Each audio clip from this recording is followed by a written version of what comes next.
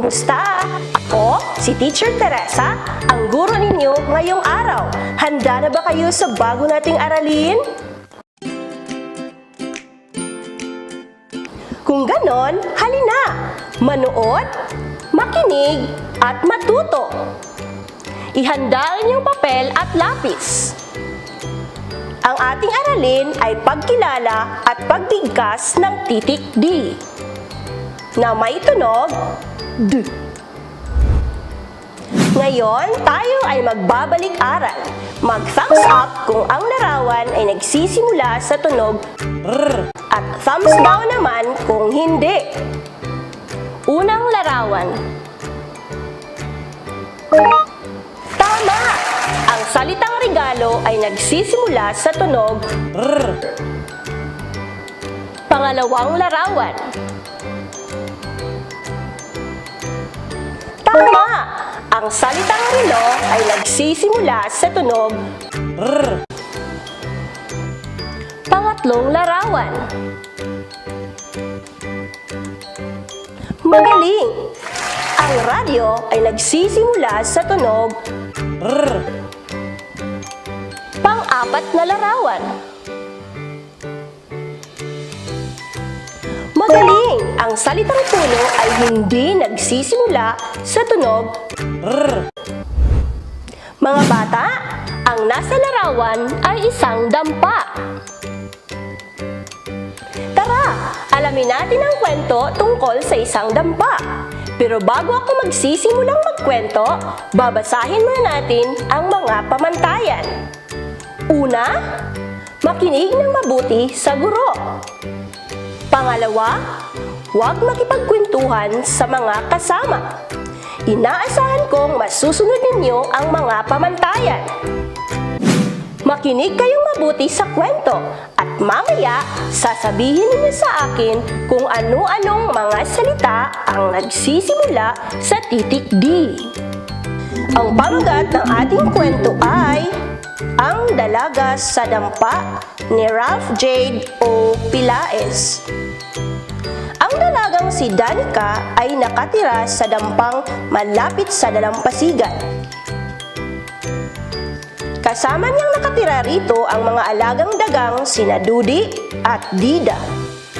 Masayang nakatira sa dampang ito sina Danica, Dudi at Dida. Mga bata, ibigay ang mga salitang nagsisimula sa titik D. Dalaga. Ang galing! Ang salitang dalaga ay nagsisimula sa titik D. Danica. Tama! Ang salitang danica ay nagsisimula sa titik D. Dampa. Ang salitang dampa ay nagsisimula sa titik D. Uulitin ko. Ang mga salitang dalaga, danica, at dampa ay mga salitang nagsisimula sa titik D. Ako'y natutuwa dahil kayo'y nakinig ng mabuti. Ang titik D ay may tunog D. Sabayan niyo ako, mga bata. D. Kayo na lang, mga bata. Magaling! Ngayon ay may ituturo akong awit. Ang pamagat ay, ano ang tunog ng titik D? Ano ang tunog ng titik D? Titik D, titik D. Ano ang tunog ng titik D? D, D, D. Sabayan niyo ako, mga bata. Ano ang tunog ng titik D? Titik D, titik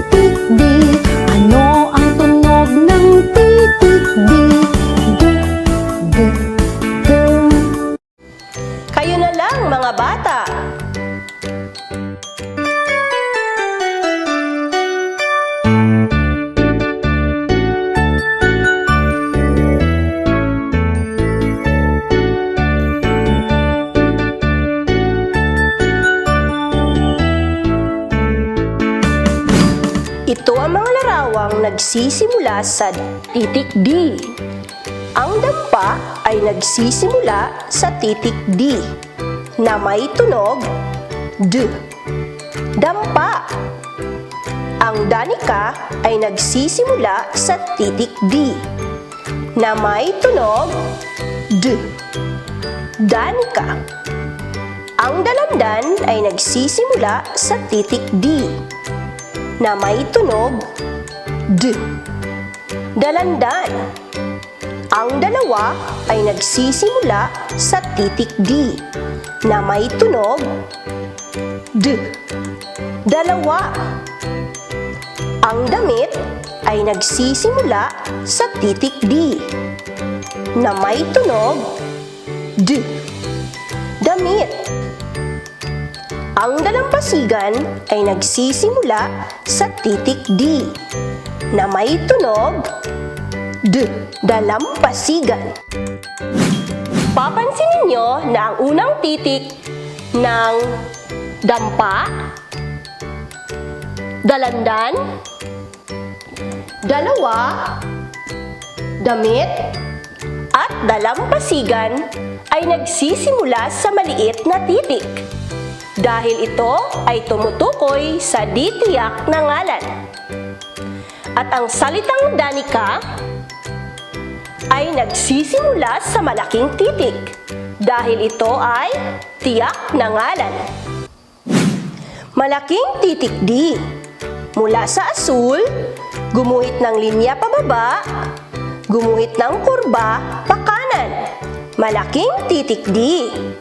Ulitin natin. Mula sa asul, gumuhit ng linya pababa, gubuhit ng kurba pa kanan. Malaking titik D. Kayo naman mga bata.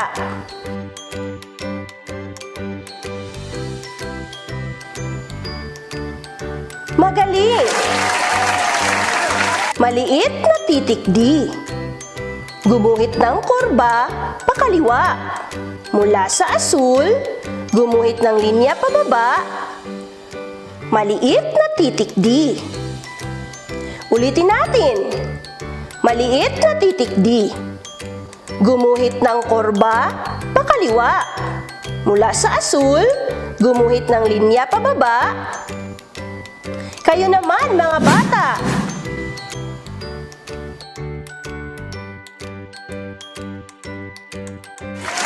Magaling! Mga bata, ang tunog ng titik D ay D. Ngayon ay babasahin natin ang mga salita, parirala at pangungusap na may tunog D. Ako muna ang magbabasa. Mga salita. Danika. Dampa. Daga. Damit. Mga parirala. Si Danika. Ang damit. Ang dampa. May daga. Mga pangungusap. Si Danika ay may alagang daga. 10 ang mga daliri ni Danika. Ngayon, sasabayan ninyo ako sa pagbabasa. Mga salita. Danika. Dampa. Daga. Damit. Mga parirala. Si Danika. Ang damit. Ang dampa. May daga. Mga pangungusap. Si Danika ay may alagang daga. 10 ang mga daliri ni Danika. Kayo naman ang magbabasa mga bata.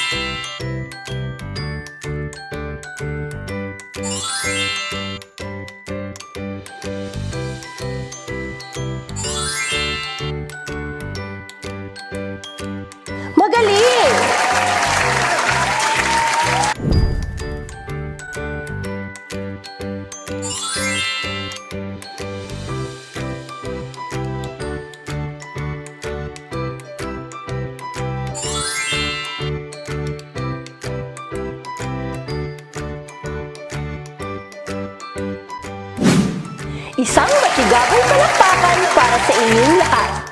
Dahil isang makabuluhang aralin na naman ang ating napag-aralan. Maraming salamat sa inyong pakikinig at panunood. Ako muli, si Teacher Teresa, na nagsasabing, sa pagbasa ay may gintong pag-asa. Hanggang sa muli!